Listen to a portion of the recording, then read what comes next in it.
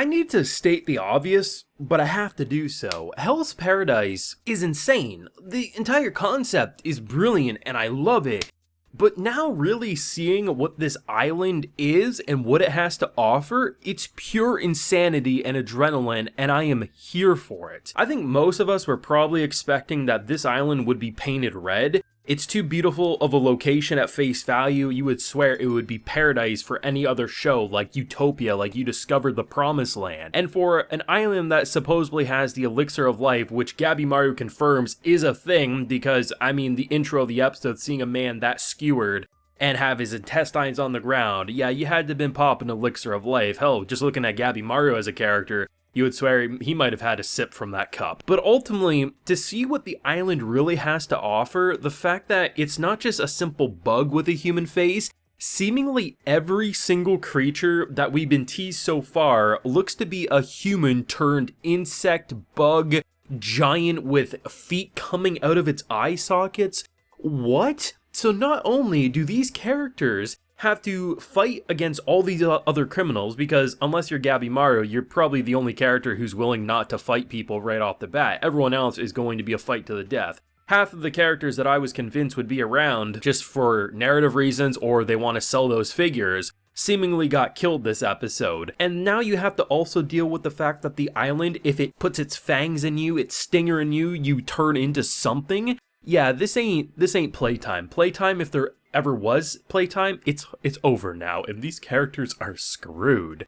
Great for us anime watchers, but screwed for these characters. Full live reaction to this wonderful episode available on my Patreon if you're interested in seeing my full uncut thoughts. So this one definitely shook me. I mean, it was exciting, it was action-packed, but it remained to be Hell's Paradise that we know and love. Characterization first and foremost, action second. Action, a lot of attention to detail, but we want to care about the characters and their motivations. But yeah, I think the star of the episode is the shock with the island, because initially when he got stabbed in his hand, I was like, okay, yeah, clearly that could turn them into the flower things that we've seen before. He chops that boy right off, and the fact that his hand then starts growing into a plant, I was like, holy, you know, tell me you're a badass without telling me you're a badass when you can just wrap, you don't even cauterize the wound, you just wrap it up and you're ready to go to town against any creature coming your way. And it's not until the giant pops up that we actually see this man sweat. And like I said, I mean, there's a lot of characters that seemingly got killed that I was not expecting. Whether it was the man who was talking to Sagiri in the previous episode, I was like, oh, this is going to be someone who's going to be around for a long time.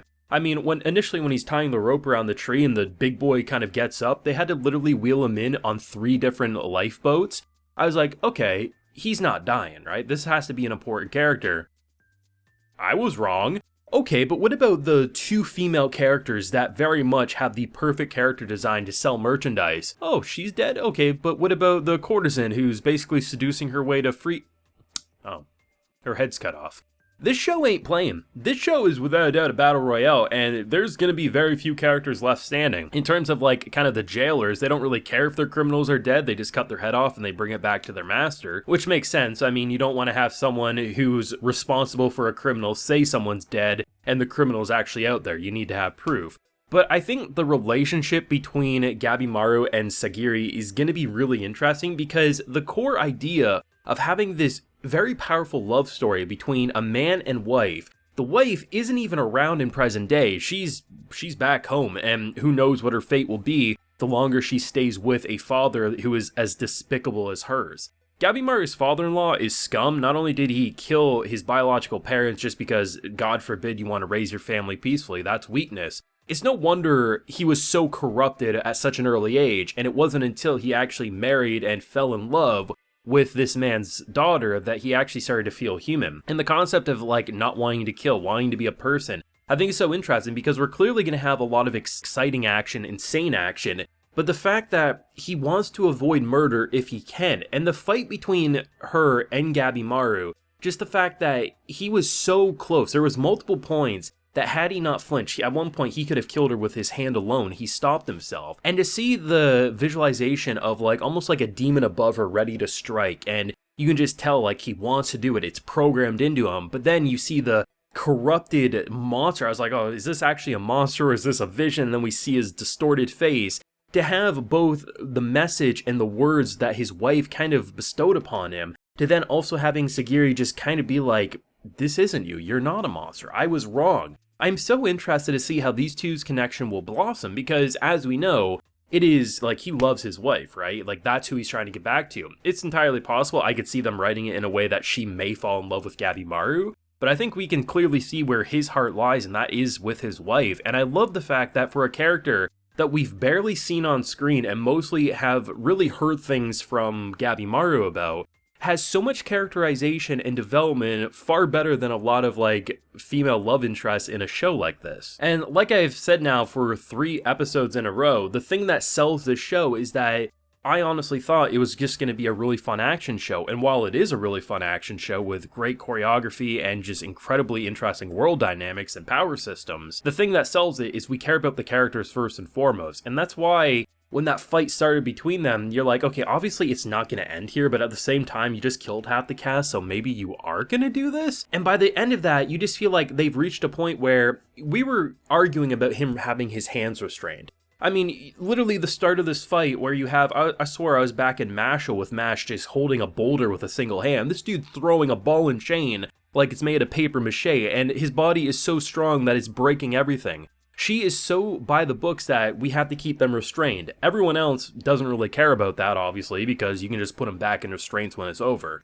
Priority 1, elixir of life. And to see her just be like, it was funny but infuriating all at the same time. But then again, he almost immediately tries to kill her, but at the same time, he probably would have tried to kill her if she didn't restrain him. It's a whole mess of a situation, but the fact that she's like, you have to fight with your hands basically tied up, and he does so, and he kicks ass. At one point, like, there's all these weapons, because he has like 100 weapons of all the people he's killed. They're all falling to the ground. He puts his foot on one and propels it through the chest of this man, and I'm like, okay, that is incredibly badass. And then you only see the aftermath of, like, the dozens of weapons through his body. Sometimes I'd be like, man, it's a shame we didn't get to see the final moments of that fight, but given what we saw at the beginning moments, it's pretty clear what happened, and I'm okay just seeing the, oh yeah, he had no shot in hell moment. But I like the fact that this show is so good at pacing. It's so good. Episode 1, getting us accustomed with Gabby Maru as a person. Episode 2, more accustomed with Sagiri, basically the prison guard for him. And now with this episode, they kind of butt heads, the conflict of interest. You're going to get in my way. I need to get this elixir of life. You're going to restrain me in pointless ways, even though I can break out of them at any moment. I should kill you and get the job done.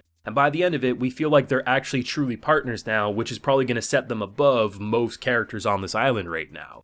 Some characters who looked like they were about to die ended up succeeding in killing the attacker, and many characters I thought were going to be around for a lot longer seemingly have met their maker. This show's wild, and its production is holding strong. I mean, there's so many shots, especially with the fight between these two, where normally an anime studio would just like, they do one piece of animation and then they'd hold the still shot and kind of do a little shaky cam to show like they're clashing. But honestly, a majority of their fight was actually, you were seeing swords constantly move around, and it wasn't just like they're randomly clashing. It felt like two very different but trained killers, and it was an incredible fight to watch. But let me know what you thought down below on, in my opinion, the best episode so far. It feels like this show's getting better with each episode. But thoughts down below, drop a like if you enjoyed, subscribe if you're new around here. Be sure to ring that bell, of course, so you can get notified when I upload on the channel. And like I mentioned, we do have that full live reaction available on my Patreon if you're interested. And while you're there, you can also get a video shout out. So today, we have FCCL, Speeder 2020, and Dylan Miles. So I appreciate the support, everyone. Please take care and have a good one.